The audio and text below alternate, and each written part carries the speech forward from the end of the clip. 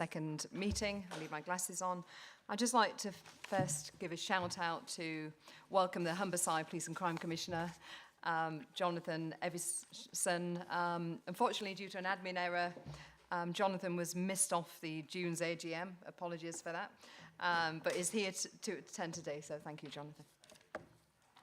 Okay, so, well, good afternoon, everybody. As I said, it's our second meeting, and it marks a milestone in our journey, actually. And the team's been working the socks off. We've got some great plans. And we've got a packed agenda, as we can see. And really, the whole journey, these last few months, it's been focused on enabling growth across the whole of the county. And I'll come into some further details on some of these things as we go on.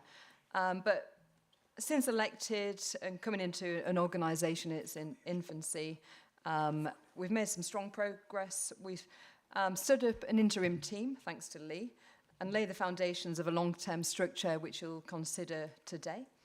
And we're aligning our budgets with the priorities, but to me, the KPIs matter. You know, anybody who's in public office, it's about delivery, it's about being frugal with taxpayers' money, and it's showing that we have a performance framework so we can hit these milestones. So that's all built into our plan. We're also preparing to take on statutory functions from adult skills to transport. But before we dive into an agenda, just wanted to give you a bit of a background on the things we've been working on. But I'd firstly like to thank Councillors Waltham, Jackson and Matthews for chairing our 3 important strategic committees and the work that they've done so far, and the heck of a lot of work that they're about to undertake as well. Despite politics and elections, we've been working really well as a team. Want that on record. You know, we are aligned with a lot of views that we want for our county, so that's very good. And so regarding employment and skills, we take on the management of the Adult Skills Fund in 2026 in August, and we're on track. Now, the government feedback has been extremely positive with this, and we expect the ministers to review our readiness for delivery later this month. We're also making strong progress on our Get Lincolnshire working plan, which is vitally important, responding quickly to the government's ask. I mean, literally gave us about a month to get this piece of work together, to develop plans needed and interventions for 56,000 people to get them back into work, and raise our employment rate to 80%. So big targets here, but they're all very important. And we're aiming for transformational results, which will have a real impact on the future of the county and the communities. Now, on business and infrastructure, we are doing feasibility studies on an advanced manufacturing zone, and I'm sure cross-party we can all get behind this. Defence decision works, agri-techs, step fusion, looking at how we are the nearest towns. We've got the nearest town to step fusion. We need to make sure we've got the skills to really service that important industry that's coming. We're investing 1.5 million into the University of Lincoln to launch the Lincoln Institute of Dental and Oral Health, which will be a game changer for the health of residents. But Lee and I's also got meetings coming up, actually, because it's quite a sad statistic, and to the media in there, it's a statistic which doesn't directly come under my remit, but I'm looking at working with stakeholders, looking at private provisions, because do you know that we have 1 dental surgery in Lincolnshire alone per 16,000 people? I mean, people are having to go out of the county to go to the dentist. I mean, that's a sad state of affairs. So even though it doesn't directly come under the mayoral remit, you know, I'm committed to working with stakeholders, and we've got meetings coming up over the next couple of months to look at how we can support in addressing that.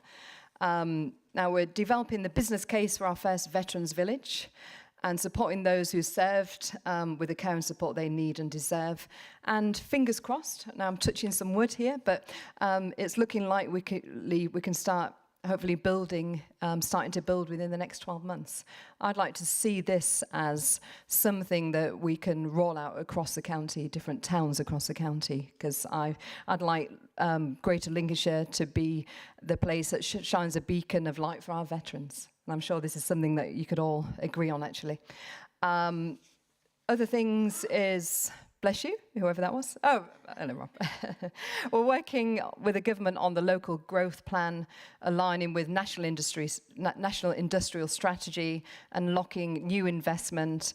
We're building on our housing pipeline to become a strategic place with partner with Homes England. I mean, I previously said I'm pro a new town with consultation, but what I would like to push back on government, because I think it's wrong at the moment, that if we get a new town, you still got to, as local authorities, deliver your housing target. And I don't want to deliver a new town if it means we reduce the burden on your housing target. So there's a bit of work to be done on this, but I'm committed to trying to relieve the burden in your areas.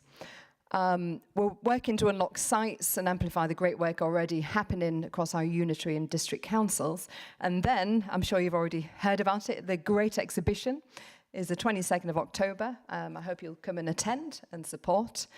And it's a massive thank you to our sponsor, Siemens Energy. We'll be showcasing the best of Lincolnshire's trade, tech, innovation. We're partnering with our food industries as well, agricultural industries. So it'll be really showcasing.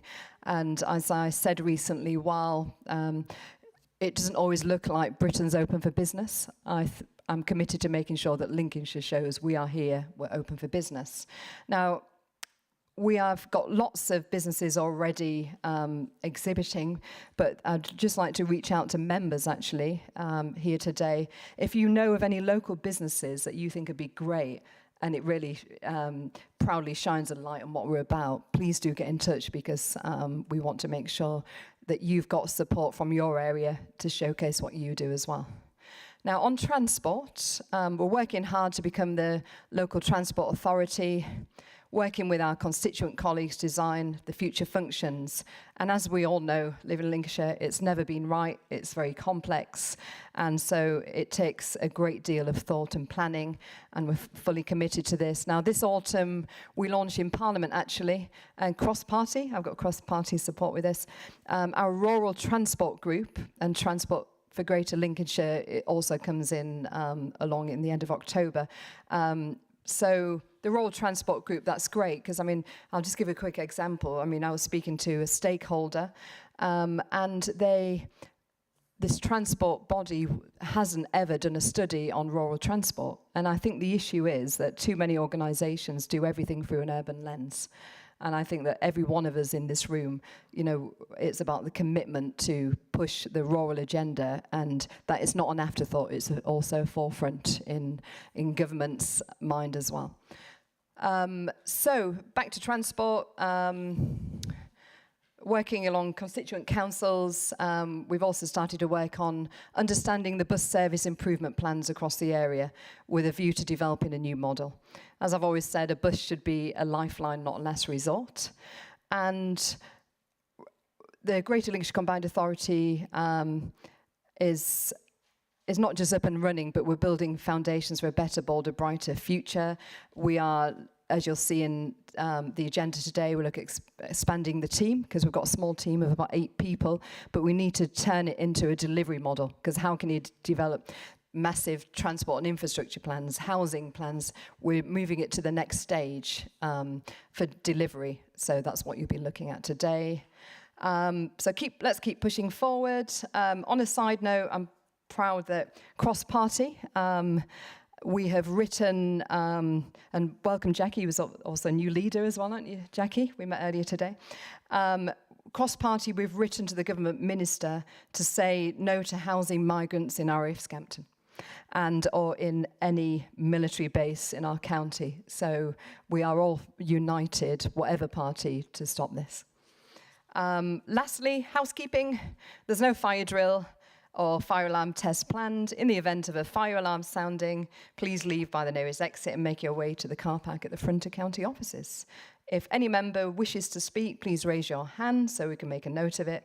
And please speak directly into microphones. And remember, switch it off once you've finished speaking, which I usually forget. Thank you, and let's get on with the main agenda. Right. Okay, so number 2, apologies and substitutions. Can I ask Nicola Calver to report any apologies and substitutions, please? Thank you, Mayor. We have apologies today from Councillor Jackson from North East Lincolnshire, and he is substituted today by Councillor Harness.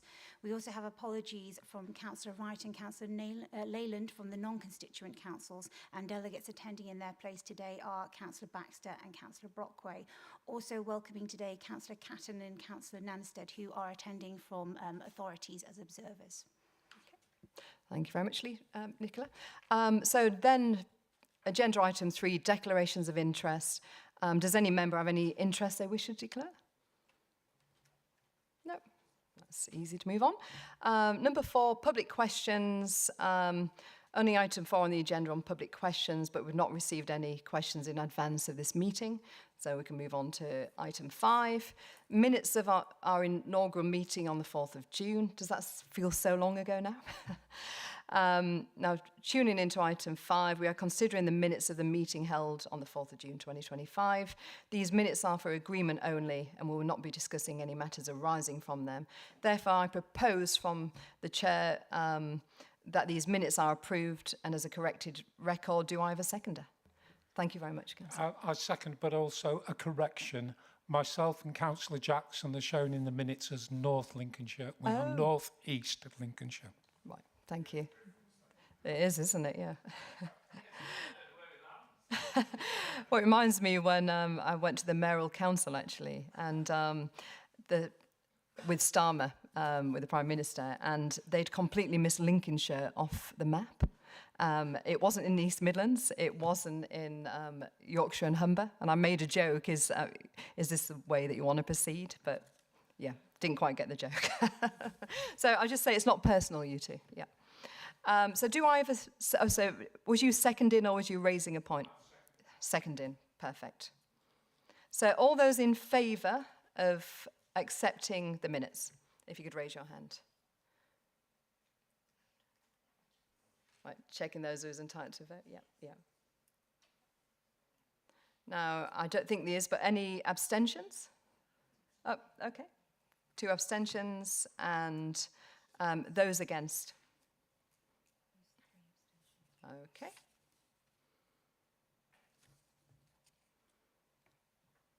Yep. So the minutes are carried. Thank you.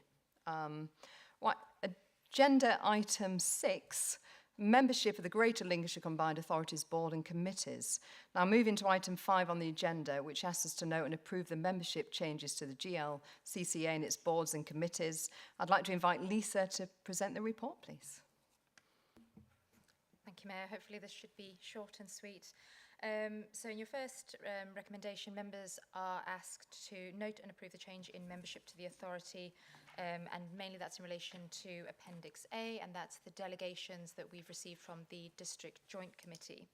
Members will also note at the AGM meeting in June, you approved the political balance of the overview and audit committees and delegated to the Chief Operating Officer to receive nominations in the time between the June meeting and this meeting so that our audit and overview and scrutiny meetings could go ahead. And the recommendation was that once those nominations had been received and approved, we would report them back to a meeting of this authority. And that is what you'll see at Appendix B. So those are the recommendations, Chair. Thank you very much. So I propose to move the recommendations on page 21 of the report pack. Do I have a seconder? Thank you, Councillor Matthews. Now, is there any members who wish to speak on this report? No? So I'll move on now with a vote, which is a simple majority vote. So if all those in favour could raise their hands, please.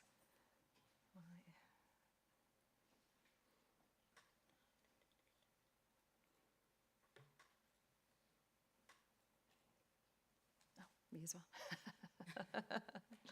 Yeah.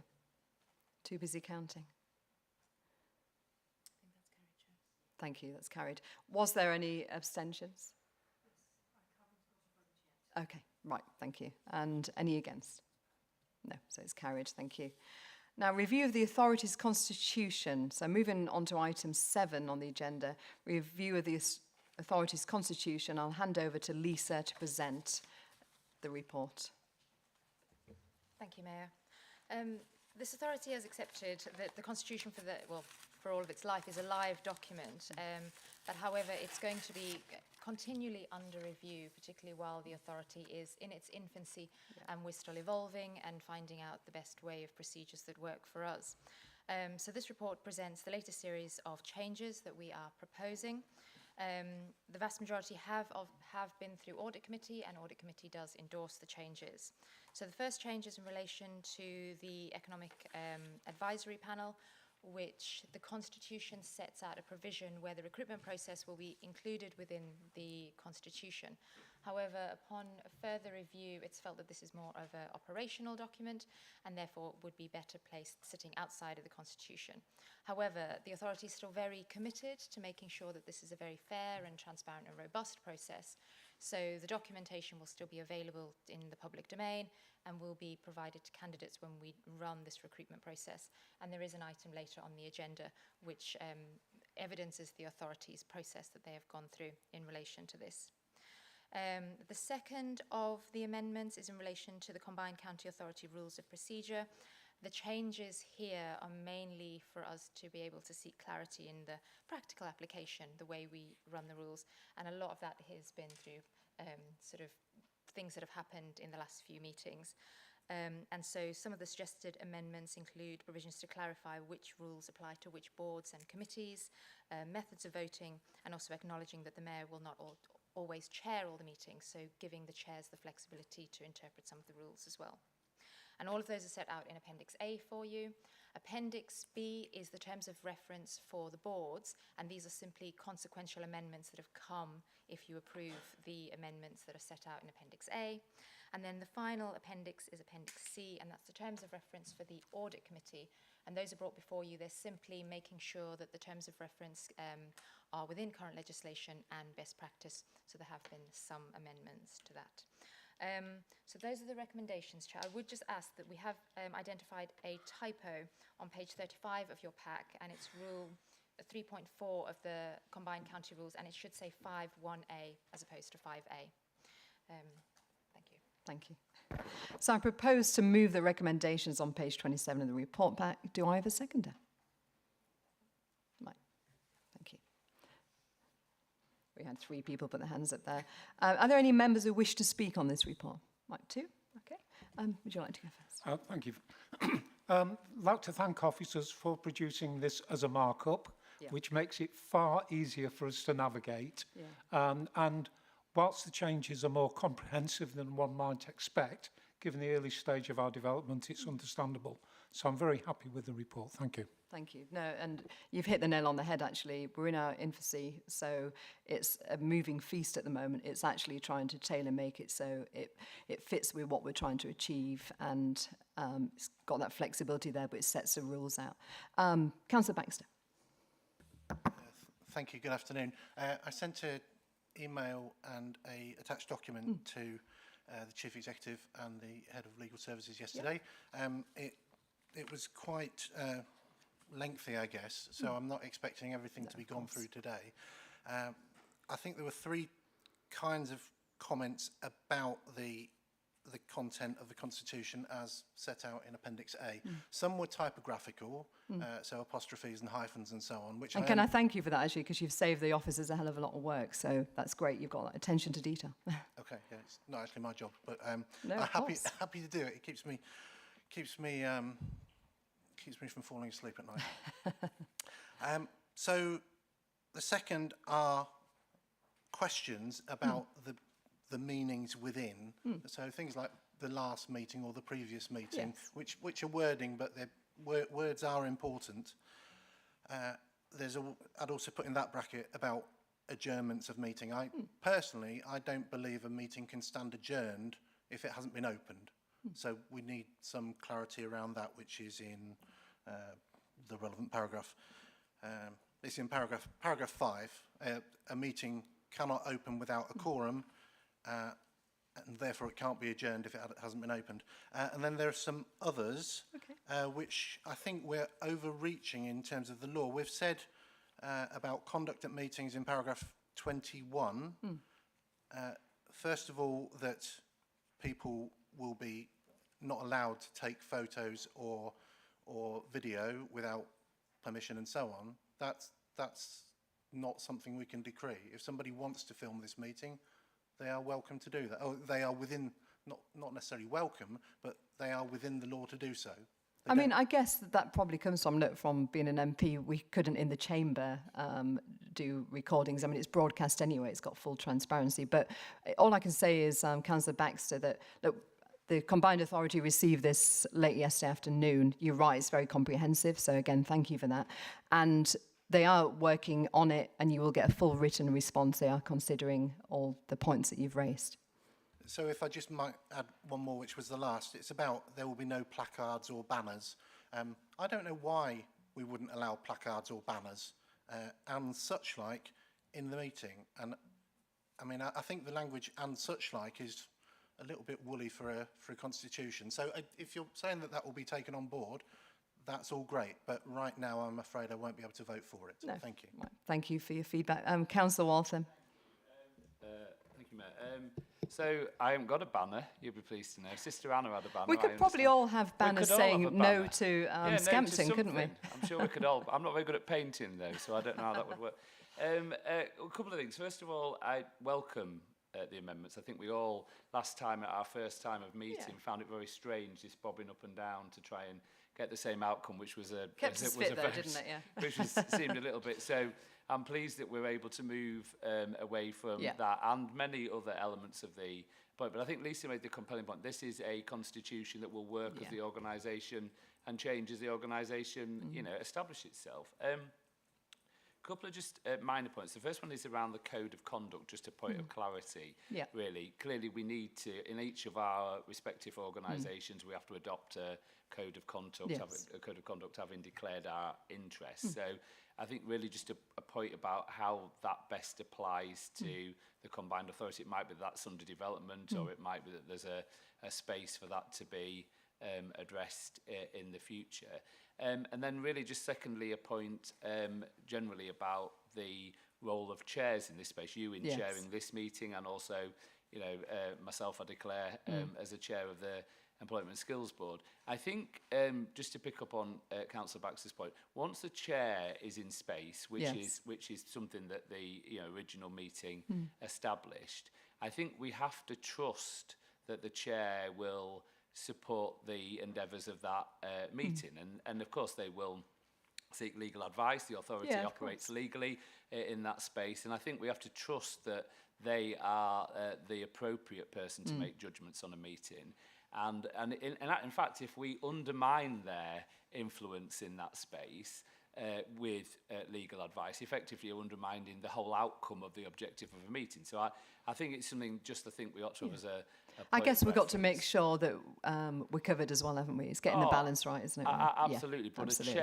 The chair has to make decisions on the basis of the legal opinions that are given. So I think the references to whether one needs to establish or adjourn at that point it just seems a bit nuanced. The chair has the right to do it. So just a point really on the code of conduct and how we'll address that. Yes, I mean, I'll hand over to Lisa. We have got a code of conduct. I mean, regarding your second point though, I mean, I personally think that it's got to also apply to real life. You know, it's got to be within a structure. But, what would happen if suddenly you was chairing your board, God forbid you was involved in a car accident, your deputy was on holiday. We've got to have that flexibility where it also isn't encompassing the taxpayer by rescheduling everything. So I think we do also need flexibility in there. I'll hand over to Lisa now. That's my personal view. It's not a combined authority view. Yeah. Thank you, Mayor. Just to confirm, we do have a code of conduct and it's embedded within the Constitution, and that was agreed at the inaugural meeting, and then at the meeting in June, members agreed the procedure that would be followed in terms of if complaints were received in relation to members of this authority. There is a distinction obviously to be made. Most of the councillors in this room have many hats, so we need to be careful that we make the distinction in what capacity you're acting before we decide to look at anything. And just in relation to your point in terms of chairs having conduct of the meeting, it is one of the amendments that we have made because it recognises that obviously the mayor isn't chairing all of our boards, and therefore it gives the discretion to the chair to interpret the Constitution in consultation with legal advice. So it's building in that flexibility. Yeah, perfect. Thank you. So I'd like to request a recorded vote. If you could raise your hands. Oh, sorry, you put your hand up. Sorry, Councillor Brockway. No, that's all right. Thank you, Chairman. One point of information and one question, if I may, please. With regard to the placards, we have previously had placards fall down on members here, and that's why that glass had to be put in place. It wasn't there until that incident happened. It wasn't a deliberate thing. It was accidental, but nevertheless, it did hurt somebody underneath. So there's a safety thing. Very good point. And my question, if I may, Chairman, 20.5, page 45, I'll read it, so you don't need to find it. The monitoring officer may reject a question if it is substantially the same as a question which has been put at a meeting of the authority in the past 6 months. Two concerns there. If that happens, would the member of public be able, the second questioner, be able to be given the information that was put out when the question was first asked? And the other part of that question is 6 months is a long time. There may be nuances within the question within the 6 months, and I'm not sure that that might be restrictive. So just putting that out there. And I agree, to a certain degree with that. Like, for example, if it was about Scampton and things we're not getting answers, that same question might need to be asked again. So, yeah, so it'd be interesting, Lisa, to hand to you. Thank you, Councillor. In terms of the first question, the question and the answer would be a matter of the minutes, so they would be a public record. But obviously, if the question came in, and as the MO they decided to reject it, they would be obliged as well to point the questioner in the right direction. In terms of 6 minutes, I think that's why 6 months. Sorry. In terms of substantially the same, it's very subjective. And the monitoring officer would make a determination at the time. And I think it's unlikely, because it's not in the interests of the public, to turn down a dynamically changing situation and a question about that. Great. Thank you, Lisa. Thank you, Councillor Brockway. So I'd like to request a recorded vote. Have I missed something?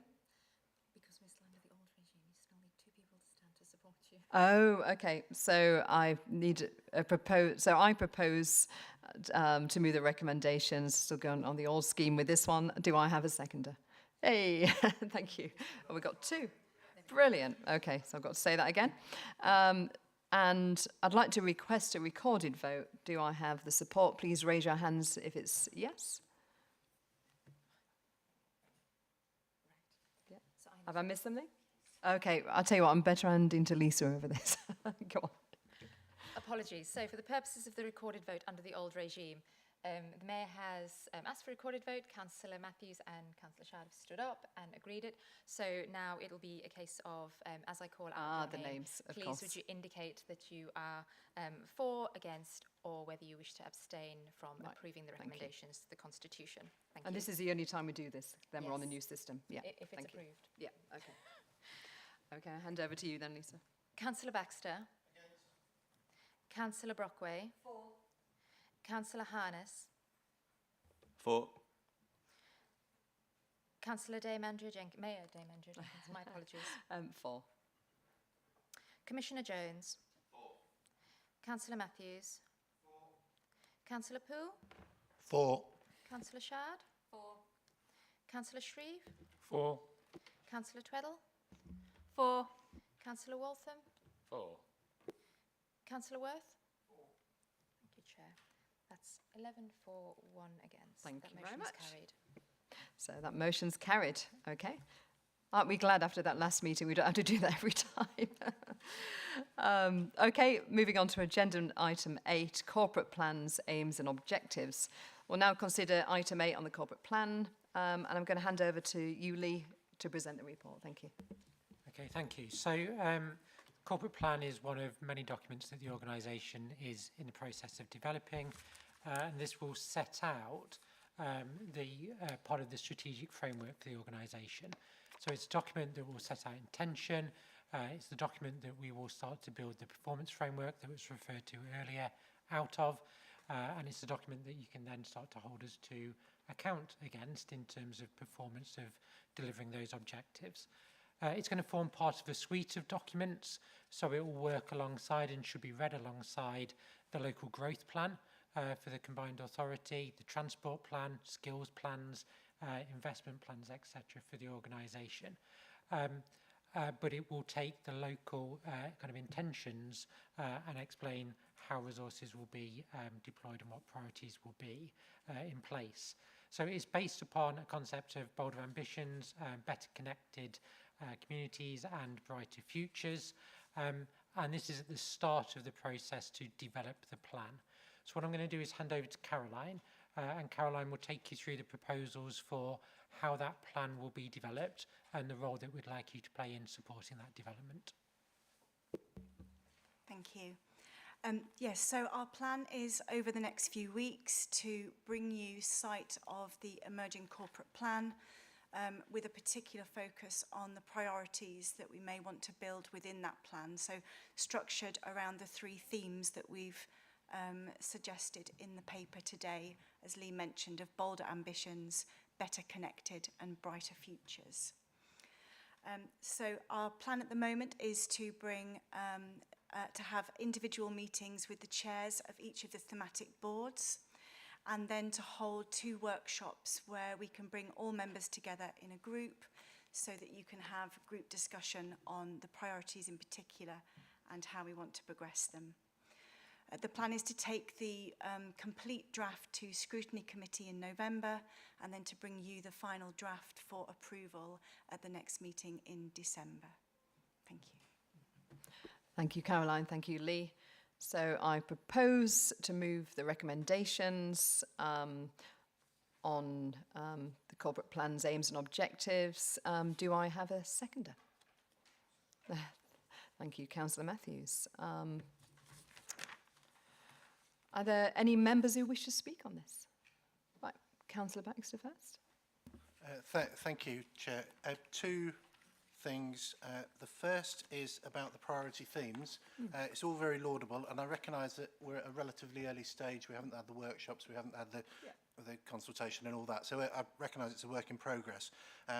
What's in there, I like the BBB, I like the alliteration, but it's still very nebulous, and if it's not nebulous, then it's missing something. And what I've written down here is there's nothing about infrastructure. I know it kind of goes without saying, if you're talking about housing, you're talking about infrastructure, but getting the electricity and the sewage arrangements for housing is...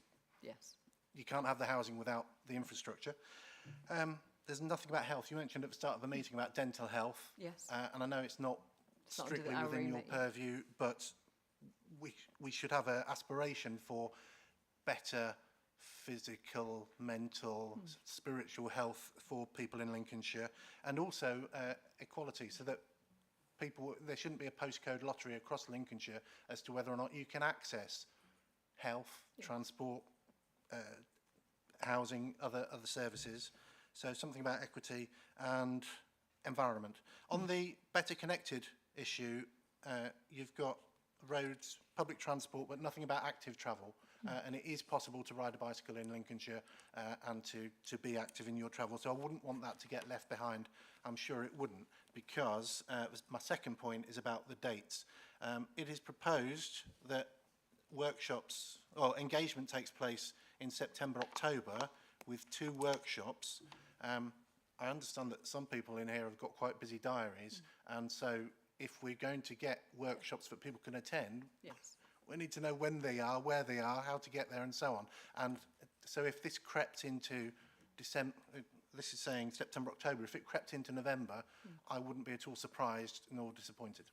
Okay. I mean, you've got some valid points there. I mean, regarding the health, regarding the infrastructure, it's already part of what we're planning, but I'll hand over to Lee shortly for more details. And active travel, I mean, we only met last week, didn't we, with active travel, and we're going to be working together. But the whole point is with active travel, at the moment, as an organisation, it's through the vantage point of the urban lens. So our meeting with them was to actually understand the rural lens and the challenges and what we would need to do to ensure that we have active travel in rural areas. So we're not missing it off. We are actively engaging. Now I'll hand over to Lee to answer in more detail some of your points. Yeah, thank you. So just working through them in terms of infrastructure connection.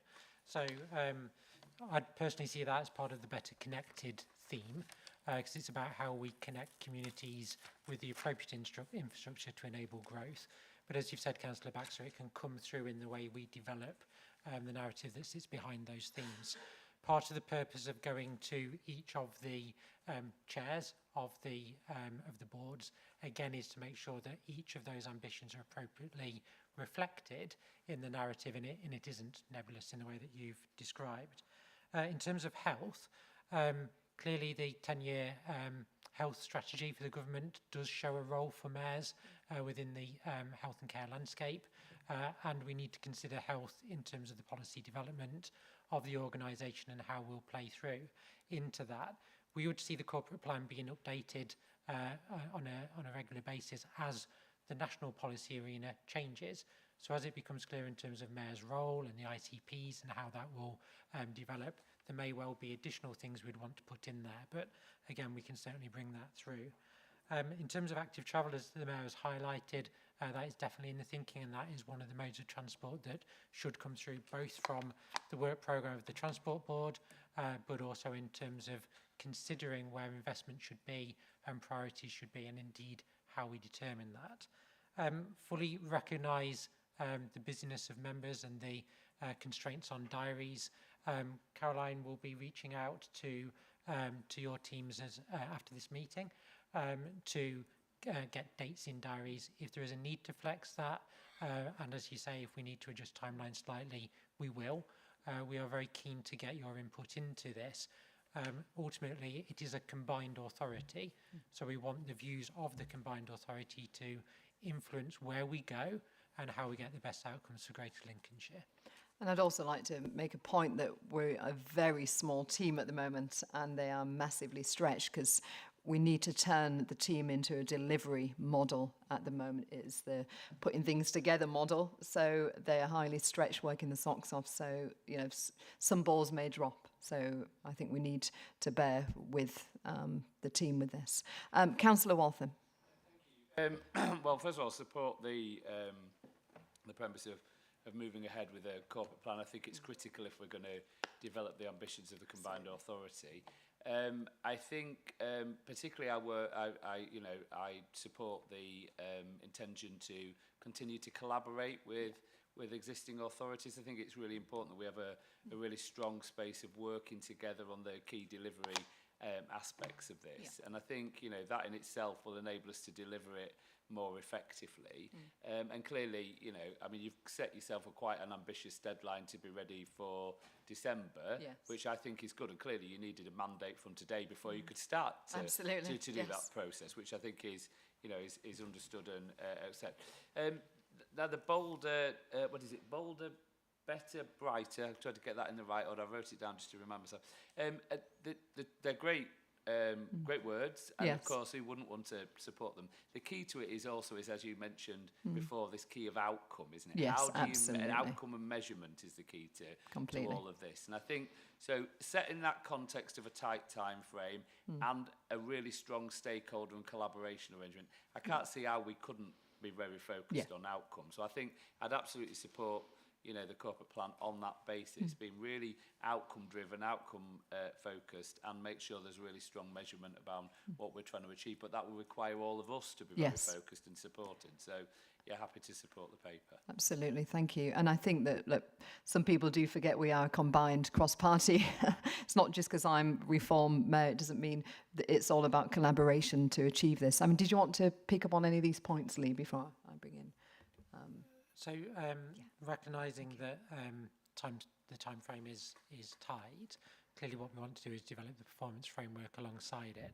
So we've done some pre-work on that, and we'll present to you in those workshops and meetings a start of 10 to enable that debate to take place. So it isn't starting from zero. So hopefully that enables us to test some concepts, align some ideas and understanding, and then set the direction that you've just put forward. Thank you. But I definitely agree with your points. Yeah, right, Councillor. Thank you very much. Just endorsing the comments that Councillor Waltham has already made about outcomes. This will be a high-level strategic document that states our ambitions and also high-level outcomes. And I guess we would want this plan to be understood and owned, not only by the wider of the mayoral authority, but by stakeholders and by the population. Yes. Now, in order to do that, I'll make my normal plea, can we please ensure that we use simple English and that we don't put too many words in the document? Yes. And if we do put too many words, can we do a light version so that people can get a very quick understanding very quickly? I think it's absolutely critical because so many times in the public sector, we finish up failing through all of the good work that we do by over-egging the pie. Yes, no, I agree. My mixed metaphor. I like less words as well, actually. I mean, I'd also say as well, as part of the overall plan and our growth plan as well, that I'm very keen indeed to ensure a geographical split, that in each area that we do deliver something. And it might not be, we won't be able to obviously deliver early on every area, but we've got to, within, you know, our short and medium term plans, make sure that, you know, that we are considering aspects and needs across the whole county. Did you want to pick up on any points, Lee? No. Okay, thank you. So now that we've amended the constitution, how each member votes will be recorded in the minutes.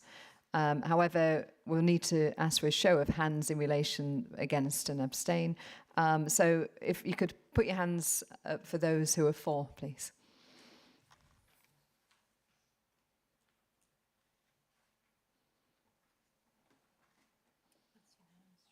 Unanimous, thank you. So it's carried. Brilliant.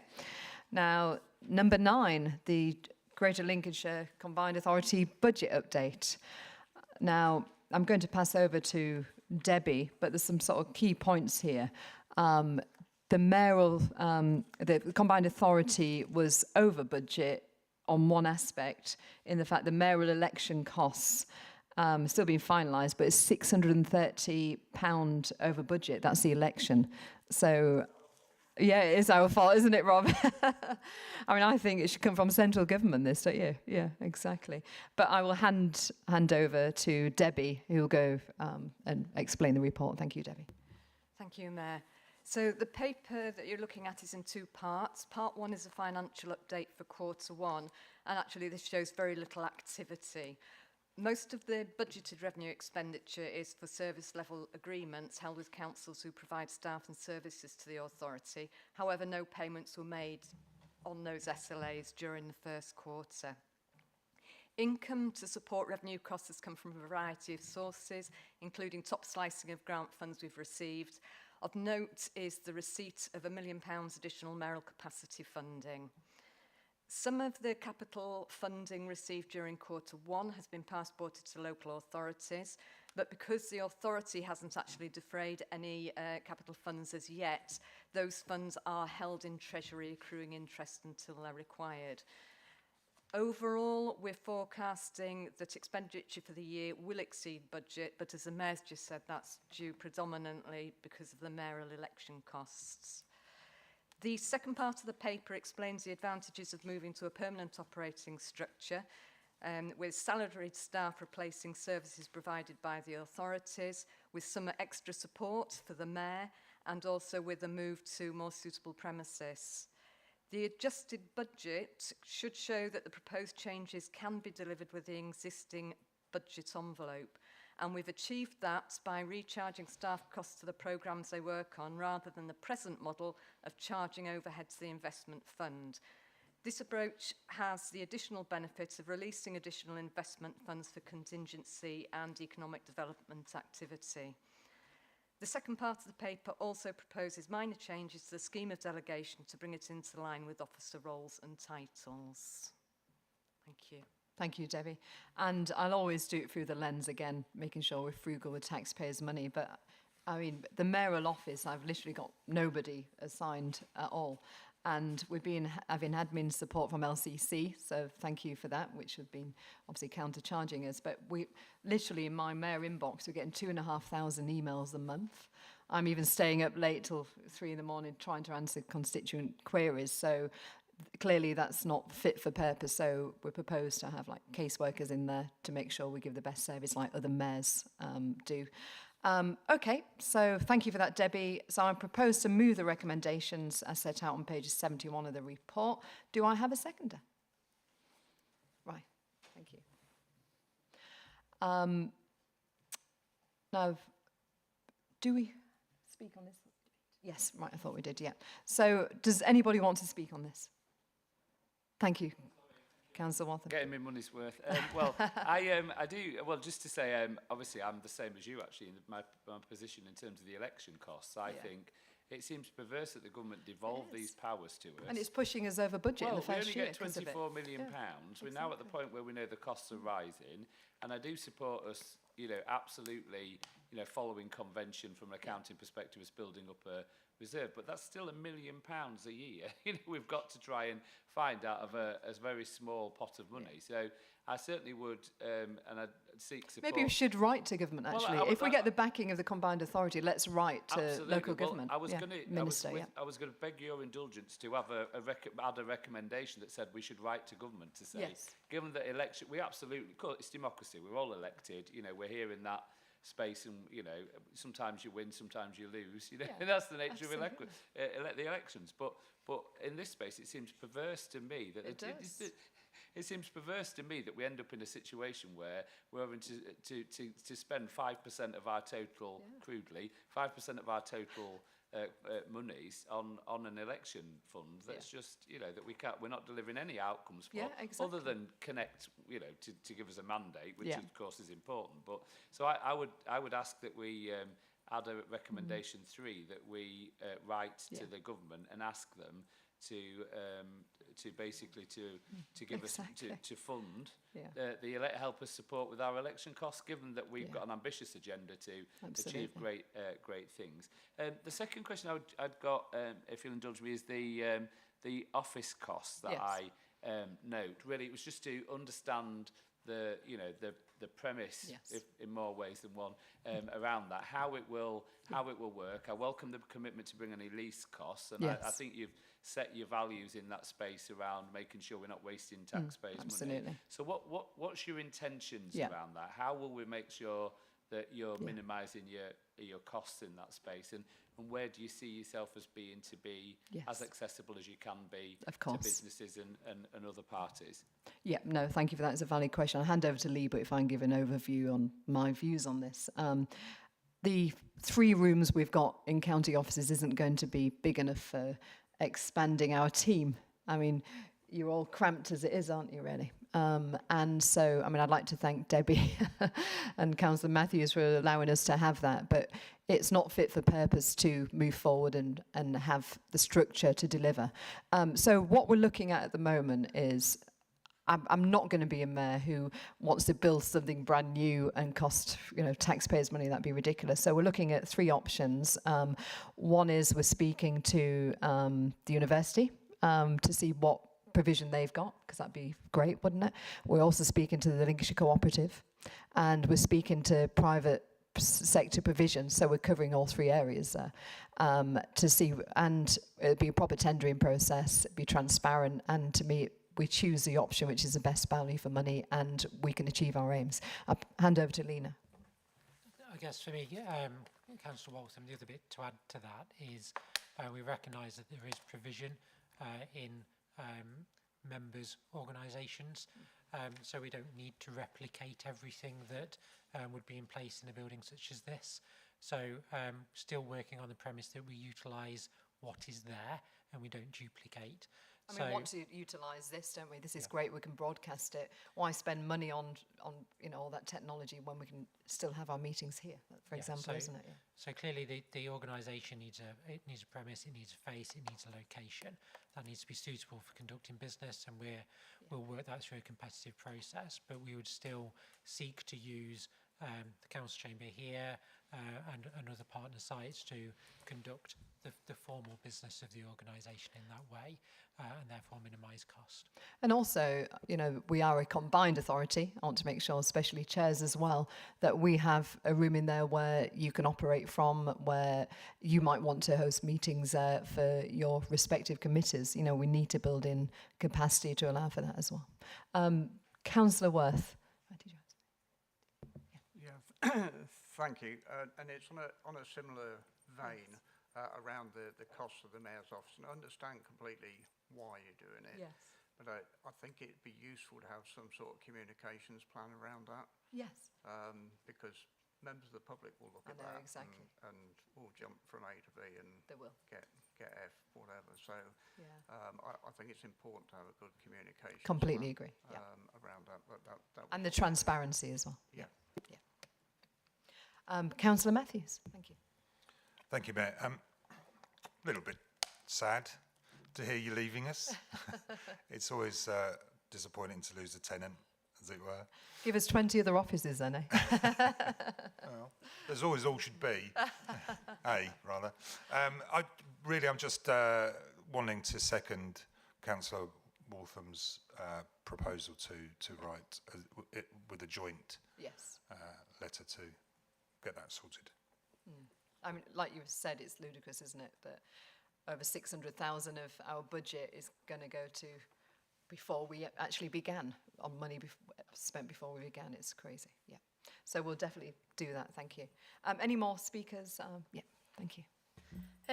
Thank you. I just wanted to ask what happened with the other mayoral elections. Was it expected that they paid for their own elections? Is that standard practice, or is it particular to us? Yeah, no. Right. Anyone in the team know the answer to this? Right, Debbie, thank you. It is standard practice, and the mayoral costs that we're anticipating are in line with most of the other combined authorities, and if it's any comfort, they all have the same concern as you do over the costs. Well, maybe we could take, it's a good point actually, maybe we could take it that step further with the next mayoral council to see if we can write collectively as mayors, because that money could go on doing something constructive for our taxpayers, couldn't it? We'd all love that extra money, so that's a valid point, and we can raise that further, can't we? Yeah, thank you. Anybody else before we... Right, oh, sorry, another point. I personally think it'd probably be more powerful if it affects all mayors, that you do Yes. it in that way, and not that we're not supportive, but I think in order to try and get what we want out of it, I think that would be the best way to do it personally. No, I agree. Definitely a valid point, and got a good action out of that, so thank you. Right, Councillor Baxter. Yeah, thank you. I understand that elections are expensive at a district, county, even a parish level. It's a real burden on the budget, but what price democracy? The alternative is going to be more expensive. In my opinion, every time there's a by-election, there's a bigger cost. But my question about this is, I noticed the authorisation limits for different people within your organisation. I think it's got 5 different levels there, so it's almost all of your staff must have their own limit. But this might be my ignorance. When you are procuring a large project, you're subject to the same rules of procurement that everybody else is. Am I right in thinking that Lincolnshire County Council hold your hand through that kind of procurement and are offering services like that, and presumably they have to be reimbursed for whatever time and effort they spend helping? Yeah.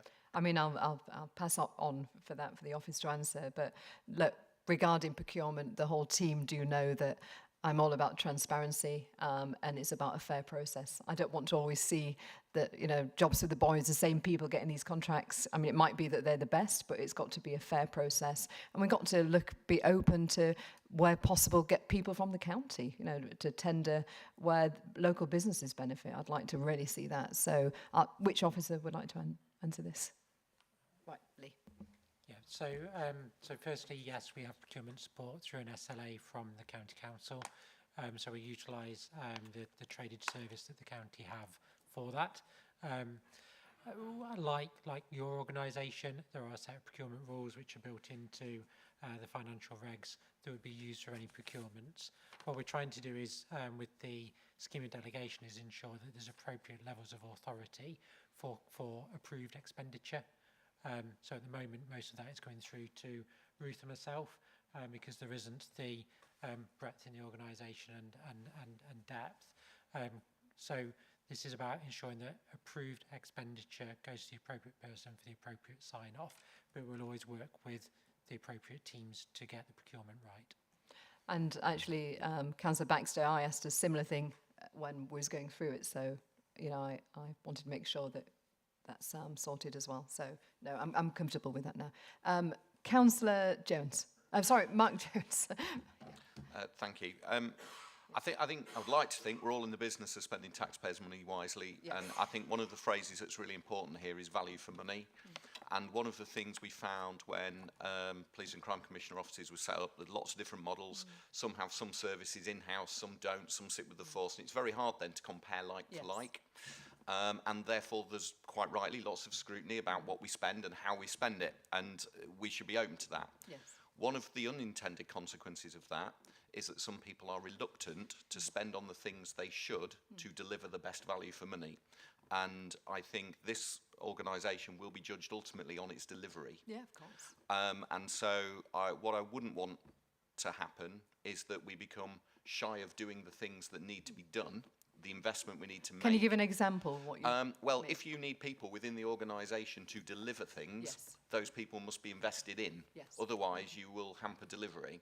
So while I'm not advocating a free-for-all and you have as many people as you would dream of, and that certainly I'm sure isn't on your mind, what I wouldn't want the message to be as an organisation is that the cost of the office is the ultimate win here. The public will judge on the delivery, and of course they will have an eye on the expenditure, but it is really important that we look at value for money, not just cost. Otherwise we understand the cost of everything and the value of nothing, and at that point we're not delivering. So I just wanted to balance the very fair points around making sure that we are in some respects thrifty with taxpayers' money, but the value for money aspect I think is really important because we want you to deliver for the county. Yes.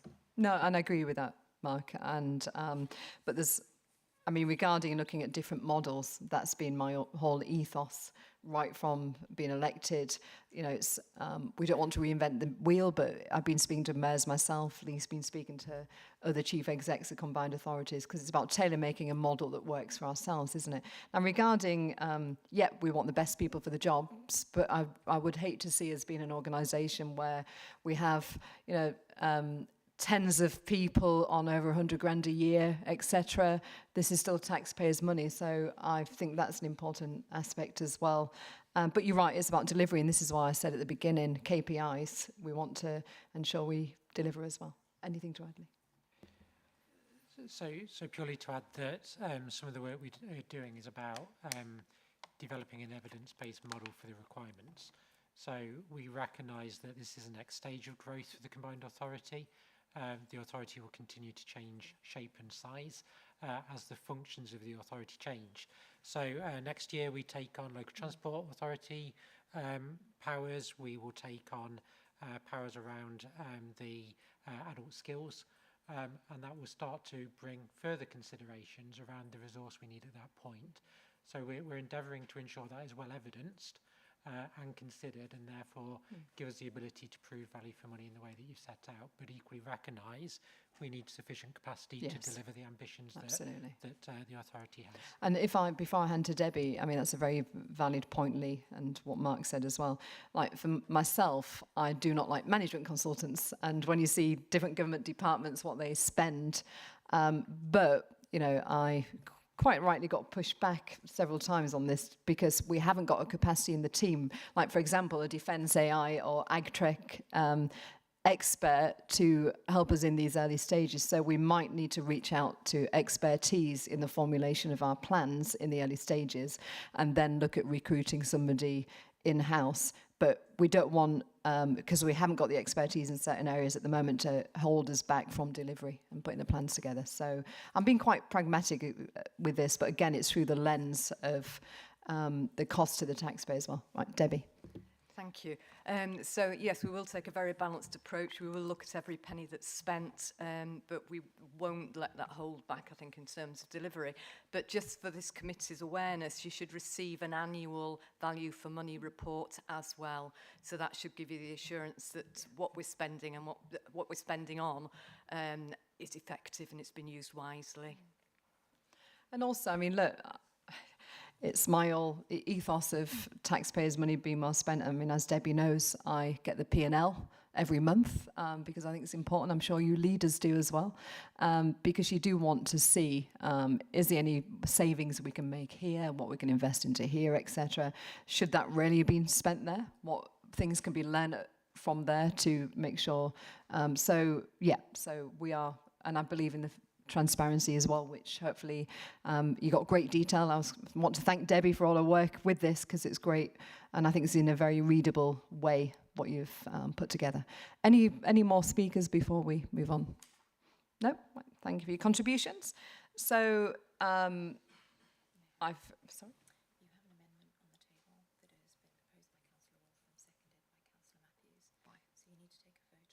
Okay. Right, so we've got to vote on Councillor Waltham's amendment. Well, I would be happy to lean it. I think actually the seconder has suggested that he's happy to take it on, so I won't treat it as an amendment. I'll just, I think, given that you've addressed it, I think we are still in the main motion. You can amend. So No, Councillor Back said, what was the amendment? Yeah. Oh, it was that we write to the government to yes. say that and the mayors as well, wasn't it? Yeah. Yeah, we're seeking their support for our election costs. So what's the best way to handle this, Lisa? So, as far as I'm aware, Councillor Waltham has put forward an amendment, which I've recorded as that the authority agrees to write to central government in relation to the election costs and ask them to assist in funding the election costs, which was seconded by Councillor Matthews. So we need to vote on whether the amendment is accepted. Do we also need to vote on Councillor's point about mayors collectively writing to government as well? Because that came up. Well, we wouldn't be able to vote on that because that's not within our power. Right, so it's just an action for me to take them, yeah. Okay, thank you. So there's a vote on the amendment, and if that's carried, it becomes a substantive motion and then vote again. And just a reminder that it's a vote open to constituent members and the mayor only. Okay. So Councillor Waltham's valid point about writing to government regarding the election costs, if you could pop your hand up if you acknowledge that you support it, and then on a further. Yeah, so it's fully carried with all those who's entitled to vote. Thank you. Right, so we've got to have a vote on this, haven't we? Yeah. So do I have a seconder for my, I'm proposing it? Second it, thank you. Okay.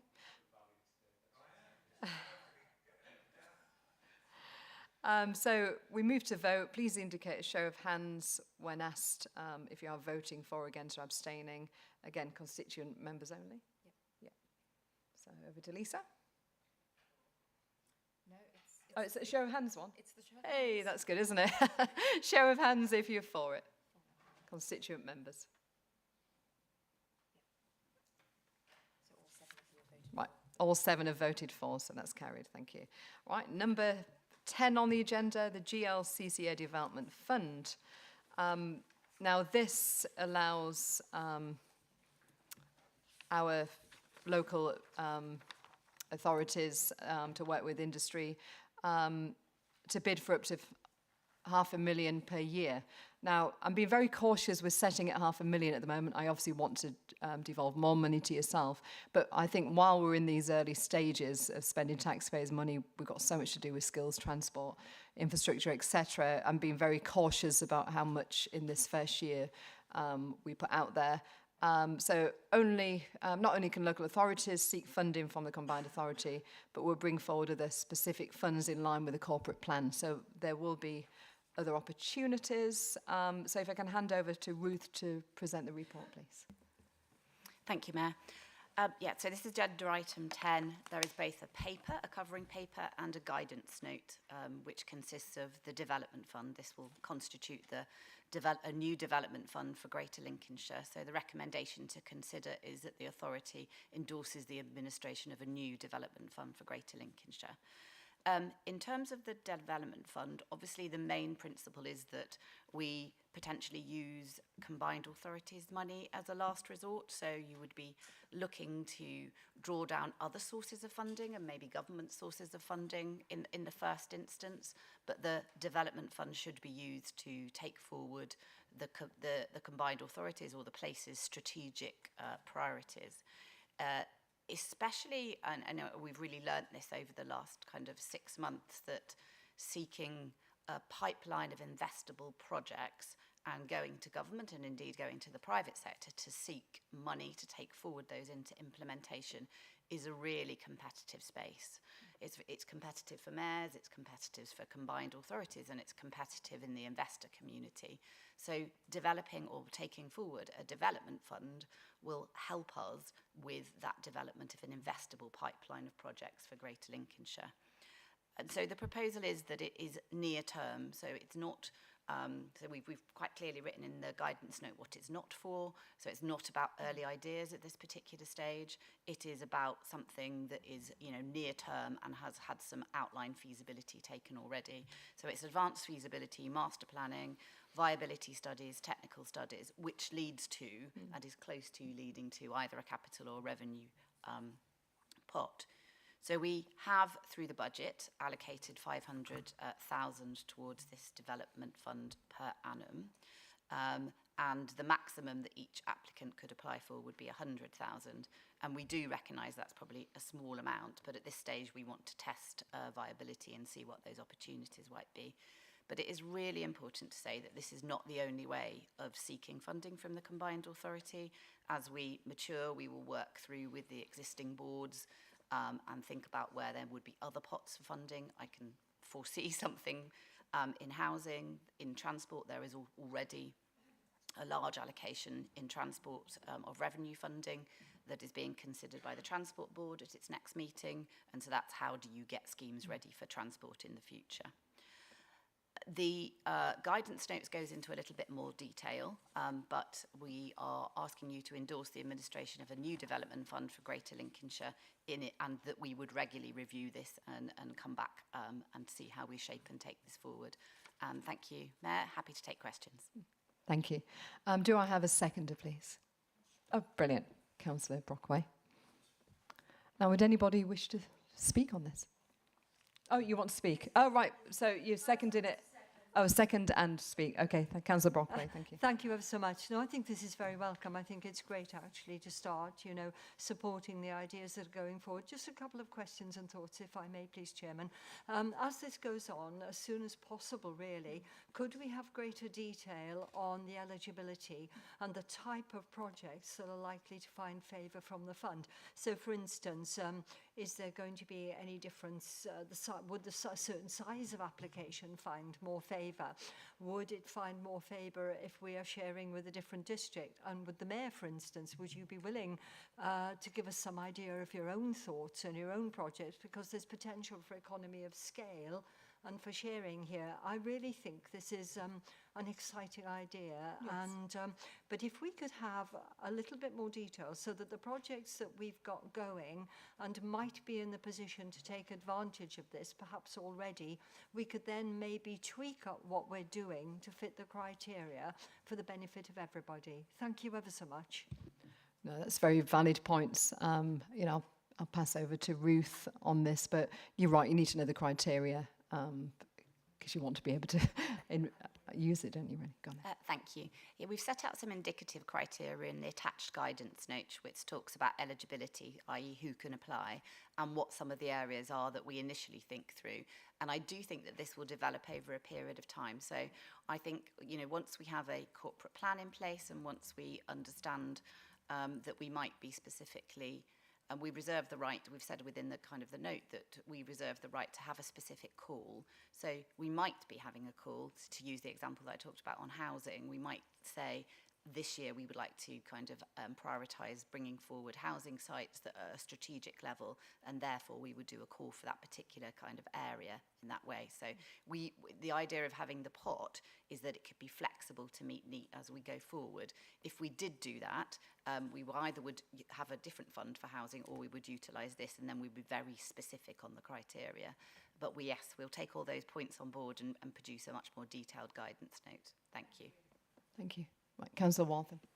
But I think it was just a point on collaboration as well, because I think there is an opportunity. I mean, the utility provision that we've been doing for a long time, I think in the current environment, I think, you know, making sure that we've got a strong understanding of what the utility challenges are for many businesses, and I wouldn't say the challenges, I'd say the constraints to job creation in the current climate. So that's something that I think we should be looking to collaborate on, which is Councillor Brockway's point perfectly. If as long as the mayoral authority can be in a space with this, and absolutely. Also, you know, working with constituent members, I think that would be helpful.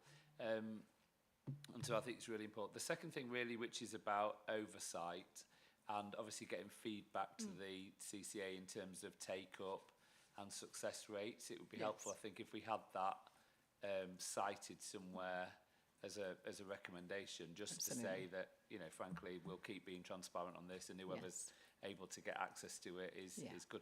Apart from anything else, I think it will help us, you know, it's not an unlimited fund, so it will help us to be able to work out, you know, is it worth us working? Yes, exactly. Up? And then just finally the point to make is I actually share your position on consultants. It's the epitome of give us your watch and I'll tell you what time it is, isn't it?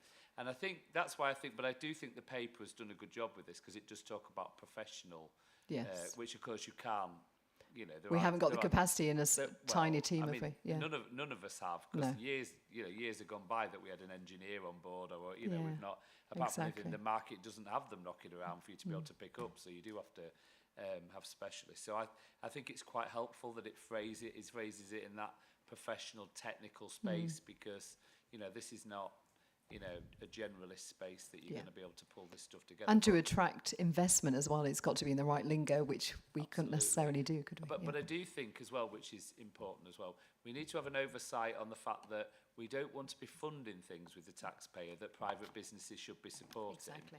So the context for housing, in many parts of this county, there are places where, you know, there is no problem building housing schemes because the market can do it and the house prices support it. But in other elements, certainly in the north and, you know, on the coast, it's hard work to get a housing scheme away. We would probably need more support. So I think just some understanding of the fact that, you know, there are some elements of this the market will be able to cope with, and we shouldn't be using taxpayers' money to support it. I mean, on your point, I agree, and I see the Combined Authority as an enabler. I mean, for example, the Veterans Village, I don't want us to be using taxpayers' money to build it or anything. We've already been looking at some potentials who will literally, it'll be a Combined Authority thing. However, it'll have our name on there, but it'll be working with partners to deliver and pay for it.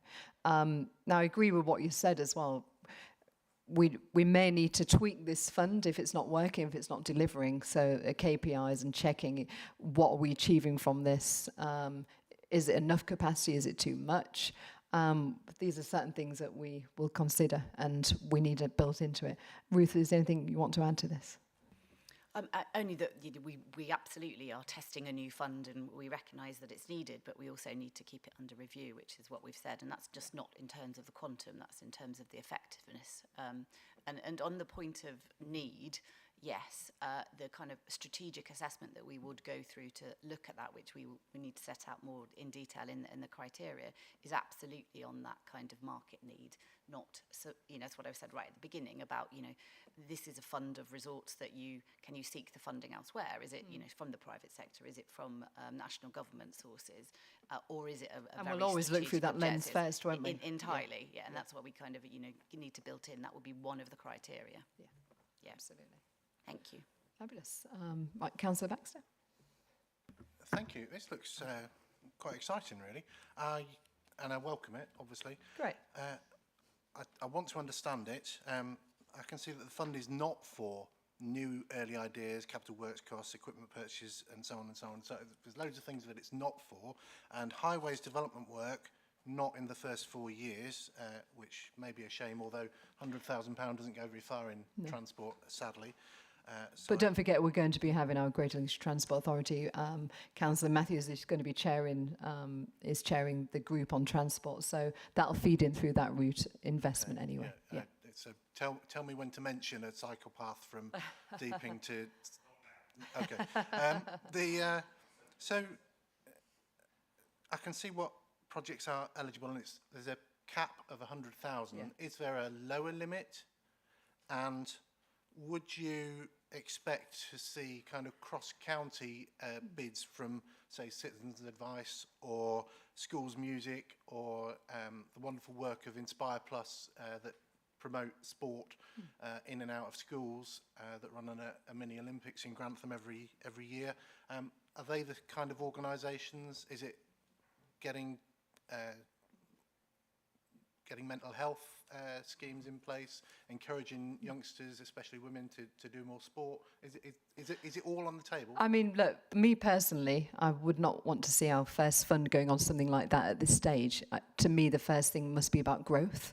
As we build and get more capacity and more money, they're the nice things to do, but I personally think we've got to get to basics, look on how we can get more investment, more growth to enable to do more things like that. But I'll hand over to Ruth. Yeah. Thank you. Yeah, the fund is to deliver things within our corporate plan, and as you know, we've had a previous item on the development of corporate plan, and obviously our corporate plan really focuses on those areas of which the combined authority is responsible, so economic development, transport, business and infrastructure and skills. So that's our main effort, I suppose, effectively. In terms of the lower limit, we didn't want to have a lower limit on that particular fund, but we needed to kind of have an upper limit so that we would have a good spread across. But as we said at the beginning, it will be up for review. We will review constantly and see whether it's fit for purpose and achieving the outcomes. But the main element is to deliver the main objectives of the corporate plan of the combined authority. That's why the fund's been made available. Thank you. Councillor Worth. Yeah, thank you. Very supportive generally of this. I think it's really good. I know a lot of people, when they're looking at kind of biggish projects and they start having to think about master planning, viability studies, etc., it's just a bit of a groan and kind of goes up. And it's a real block, actually, I think, on growth. So I think, actually, this is a real opportunity, and particularly if you look at high streets. All our high streets are suffering. Yes. And I think there's real opportunities there to do something with the high streets and maybe linking into town funds, so you're getting that kind of match funding coming in as well. I mean, I'd love to see support of digitising our high streets as well. Yeah, to be honest with you. Yeah. So I see an opportunity, and the more people can lever in external funding, the better, because I think you'll be inundated, actually. Thank you. I hope you will be anyway. No, thank you for that, Councillor Worth. I mean, the whole point that I wanted to push ahead with this, if you look at Lincolnshire as an overall county, we are one of the bottom for innovation in the country. And I think that's a very sad place to be in. So by having our first pot of money, and you're right, I mean, look, my late father was a madcap inventor. That's probably why I'm a bit off the wall on things. But having that innovation, etc., is so important, and quite often the barriers to these great seeds of ideas is building up that resilience, the planning. Is there a market out there? It's so important that we support with stuff like that. Thank you. Is there anything you'd like to add, Ruth? No. Any more? No? Okay, thank you. I'd like to move to vote. Please indicate by a show of hands if you're voting for.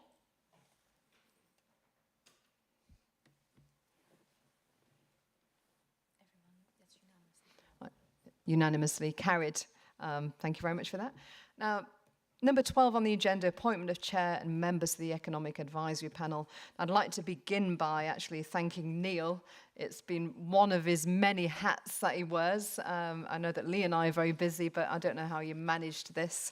So thank you for your work and support with this in the early stages. Oh, have I missed one? Oh. Right, where's that on here? It's not on here. Look. 10? I've gone 10 to 12 on here. Nope. No, there's a page missing in my notes, so I go from 10 to 12. Yeah. No, I definitely haven't got one. Have you got somebody else's?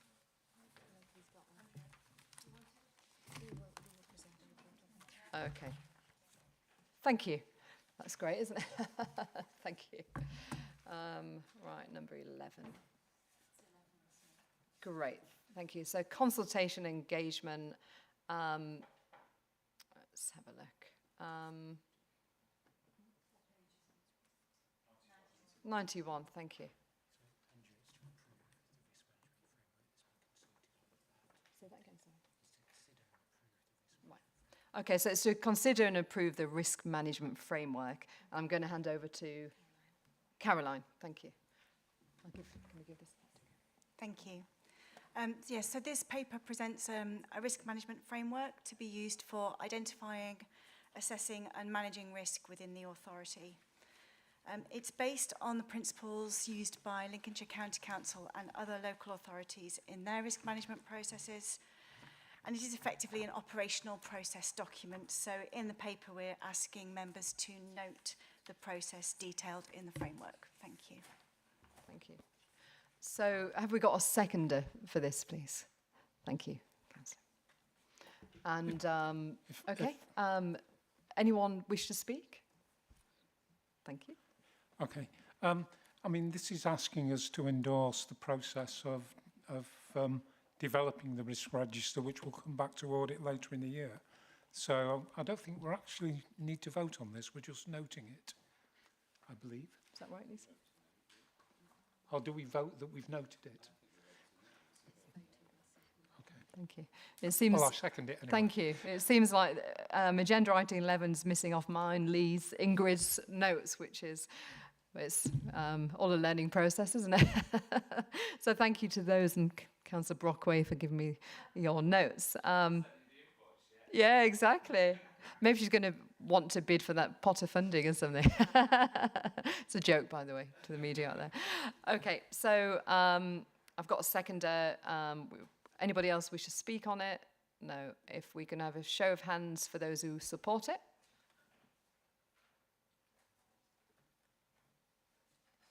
That's unanimously carried. Thank you. Unanimously carried, thankfully.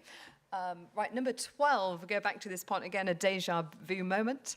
Appointment of chair and members to the Economic Advisory Panel. I'll re-echo again, thank you to Neil with the several hats that he's been wearing and the support on this. Now, this has been a two-stage process. Now, why I've pushed back on this because and I've reopened it. We had lots of applicants, but I was really conscious about the geographical split.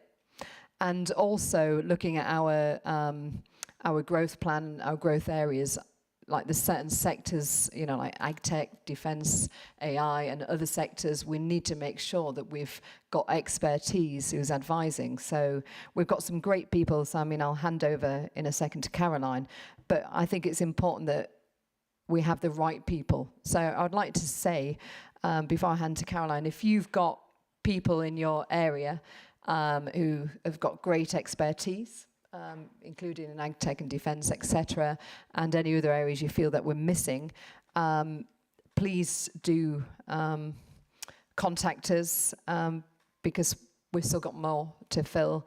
And for example, as well, you know, I thought it was important that we had a farming voice on there. You know, we are an agricultural county, aren't we? So all these things are being considered, and thanks to the team for doing the interviews, and Neil as well. That's another thing that he did. Hand over to Caroline now. Thank you. Thank you. So as a reminder, the Economic Advisory Panel, or EAP, is designed to be the main route for the business voice into the authority.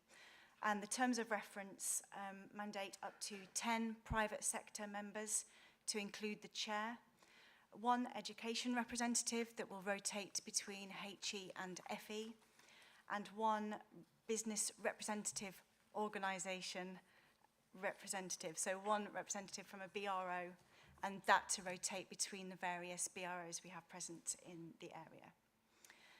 As a reminder, the chair of the EAP is also to be appointed as the associate member for business and the authority. So as the Mayor mentioned, we carried out an open recruitment campaign between March and May. Shortlisting was undertaken in June and interviews were undertaken during July and August by Neil Juster as Associate Member for Business and Ruth Carver, Deputy Director. So following that process, we are bringing recommendations today for the following appointments as detailed in your paper. So to appoint Alison Hands as Chair of the EAP and also as Associate Member for Business, and to appoint an additional 5 private sector members, James Birch, Andrew Dawes, Julian Knight, Steve Maxwell and Andrew Ward, and you can find biographies for each of those individuals in your paper. We also approached the groups of the BROs and the education representatives and asked them from within their groups to nominate representatives for the EAP. So as a result of that process, we also have a recommendation to appoint as the education representative Professor Neil Juster, Vice-Chancellor of the University of Lincoln, and as the BRO representative Katrina Pearce from the FSB.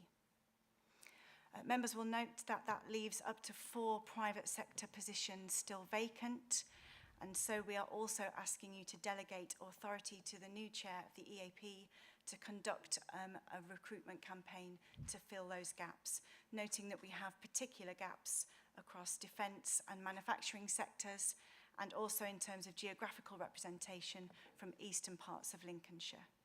Thank you, Chair. I need a seconder first, please. Brilliant. Yeah, absolutely. And Councilwoman, do you want to speak? Yeah. Well, thank you. And just to say, to start with, I think it was really helpful, Mayor, that you collaborated on this. I think it was it set the tone. Right from the beginning we did, didn't we, looking at CVs? Absolutely. Yeah. And I think it helped tonally to find the people that we've found across the sectors. Yeah. The challenge, of course, as you say, the gaps, as you've identified, the coast stuff is still a concern. Yes. I think, you know, generally to make sure that we've got somebody representing those areas, and so which is a challenge. And then that leaves us with the challenge around devolving the last 4. Yes. Now, I think, whilst I'm sure there's a brief that we're clearly, you know... I mean, what I'd like to see, actually, Councillor Waltham, is that they come up with some recommendations after reaching out to the industry sectors, but we still look at it. Absolutely. Well, and that's where I was going. I think we do need to be able to be part of that final process, and particularly because it works so well at the start. Yes, it's exactly. important that we have that oversight. What we don't want, and I'm not suggesting that Alison will do this, because I know she will do a great job and she has a good reputation in this space.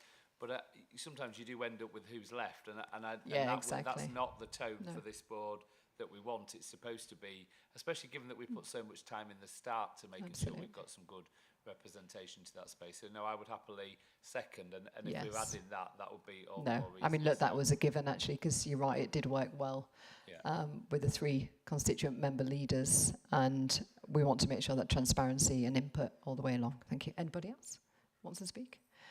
Councillor Baxter? Thank you.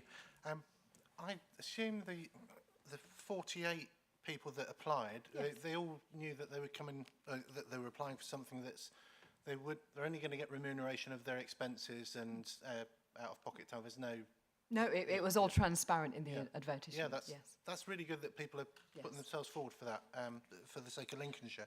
And on that point, actually, Councillor Baxter, my Transport for Greater Lincolnshire, which I said even in the campaign, this will be, not remunerated, because to me it's about actually getting the key stakeholders there who can help come up with this plan, which we can then feed into the committee to have the scrutiny. So it's about, to me, I don't want us like the Transport for Greater London, where you've got lots of positions fully paid with salaries. So thank you for noting that point, actually. Thank you. Also, I noticed, I'm pleased that Alison Hands and Katrina Pearce are on as 2 women among 9 people altogether. Is it 9? 7 people altogether so far. That's great. May I ask, of the 48 people who applied, what was the split between male and female? I mean, we'll have roughly. Yes, I mean, we'll have to double check that. Yeah, we can get back to you for that. But I mean, personally, though, I come from a vantage point, which the three of us did, didn't we? Four of us did. I'm a meritocrat. I want actually industry experience. I don't care whether someone's male or female, whether the whole panel is male or female. I just want the right people for the job. But you may come from a different vantage point, Councillor Baxter. I think it's shown that women are less likely to apply for such stuff because we live in the country, in the culture we live in. But finally, we have got someone chairing it who's a woman, which I think is good as well. Yeah. Hurrah. I also want to say thank you to Professor Juster. I don't know how he does his day job. No, exactly. He's on all of the boards and the authority, and now he's on this one as well. So well done you.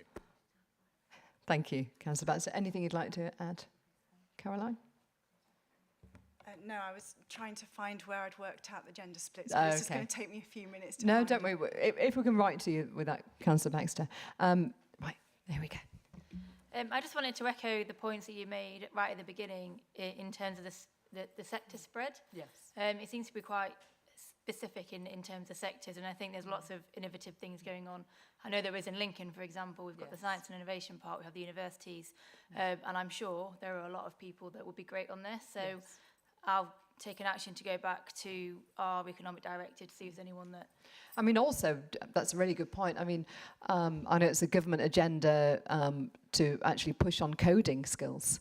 You know, if we've got lots of SMEs who have got these kind of industries, it's going to fit into our skills plan. After speaking to Councillor Waltham earlier, we've been working on this. But, you know, if we've got some industry sector like that, that'd be great, because this is a growth area for Britain, and we are quite behind some of the countries with this. So, again, I'd say if anybody has got experience like that.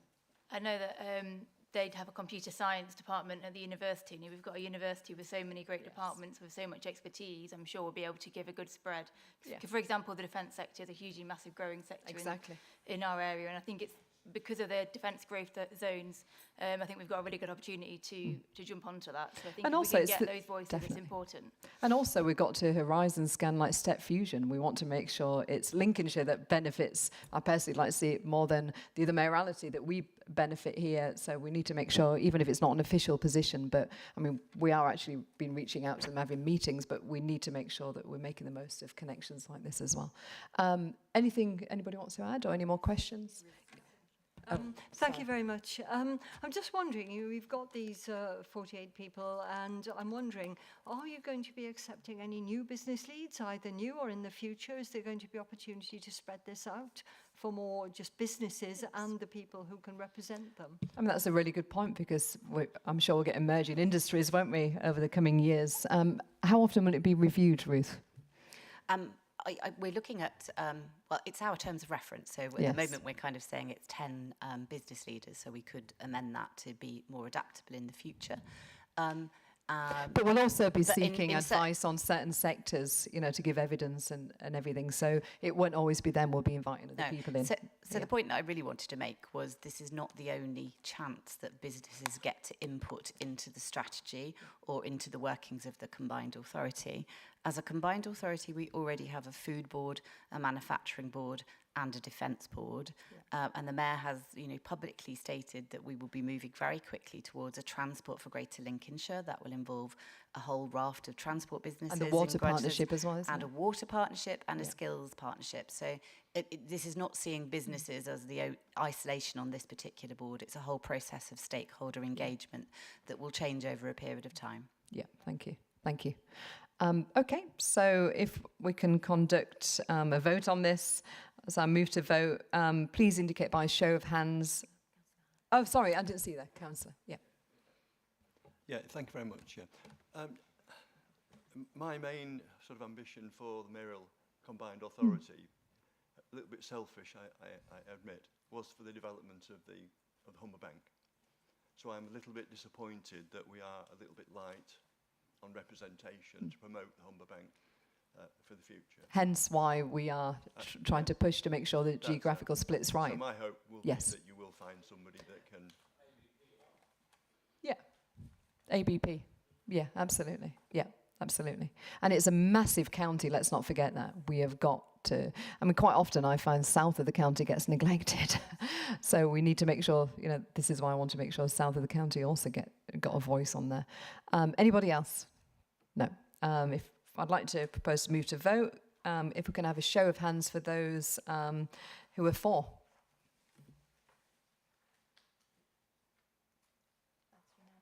Right, unanimously carried, right. Final item agenda.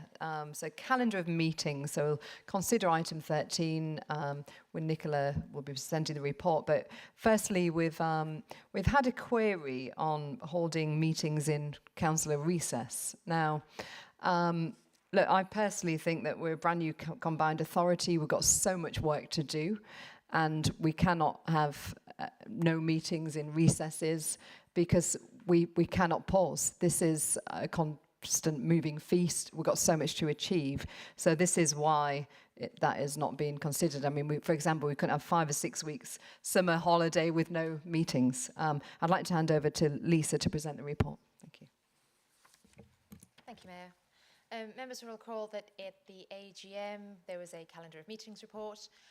Usually this would be for the municipal 12 months that followed, but just to allow us a bit of flexibility to understand the rhythm and the requirement for meetings, we only set out a calendar or a schedule of meetings up until the end of this calendar year. So this report brings back to you a calendar of meetings for the rest of the municipal year and then into the following year, and you'll see that as Appendix A and Appendix B of your report pack. And then there's a final recommendation which asks for a delegation to the monitoring officer to allow to change some of either the meeting dates or times, just to allow flexibility, and this will be done in the consultation with either the mayor or the various chairs of the boards. I will also point out to members the proposed venues and times for the meetings. So there's a list in terms of the Authority, Transport Board, Audit Committee and Overview and Scrutiny. It is anticipated that they will take place here in the Council Chamber, and Employment and Skills and Business and Infrastructure will take place at venues in consultation with the relevant chairs. And it's also proposed that all meetings will take place at 2 o'clock on Wednesdays, and that is hopefully to enable diary management in the future. And that's our proposal.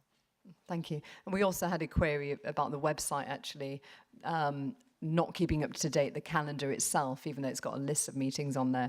And I'd just like to point out we haven't got a comms person at the moment who does the website, and we are in the process, hopefully after today, to recruit somebody. So bear with us. Things are not going to be perfect until we get a solid team because I mean the teams are wearing, the very small teams wearing many hats at the moment, aren't they?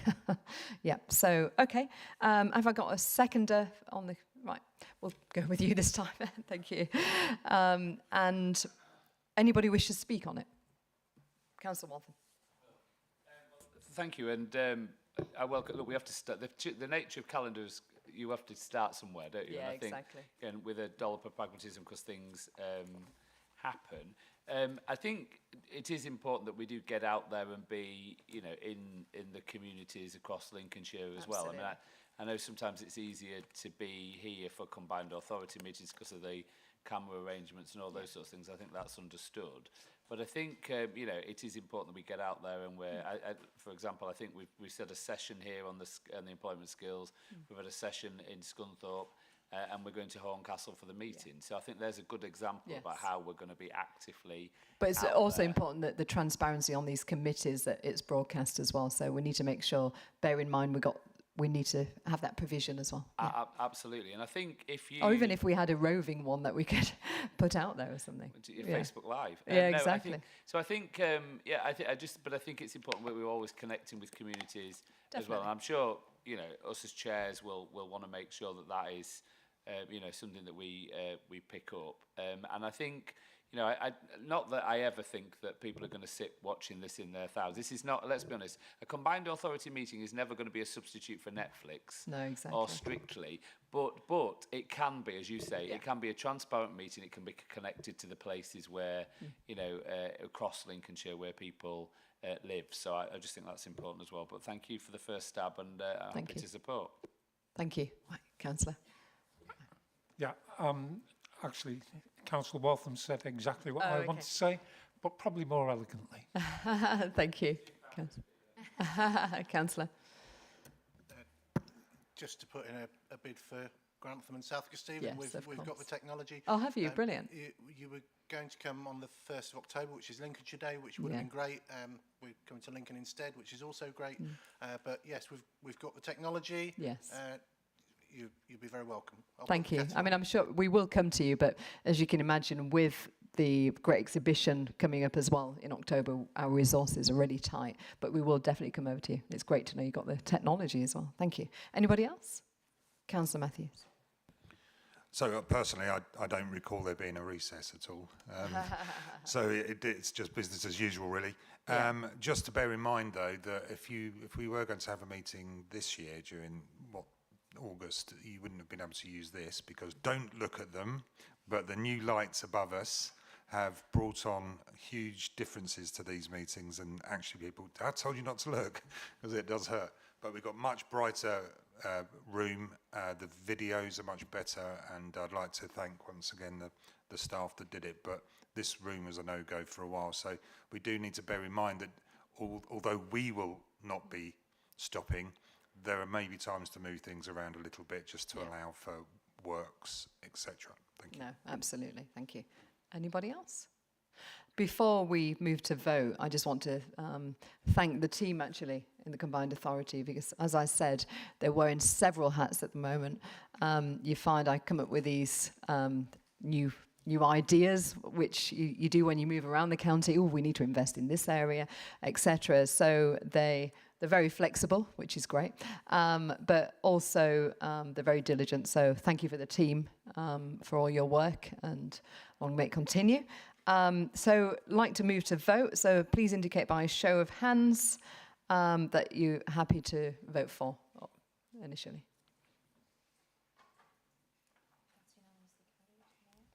Unanimously carried, so everyone's free to go. Marks the end of the agenda for the Combined Authority meeting, close the meeting. Thank you for everybody for attending. It's a vast county, and I know some of you would have had at least a couple of hours journey to get here, so thank you, and have a safe journey home. Thank you.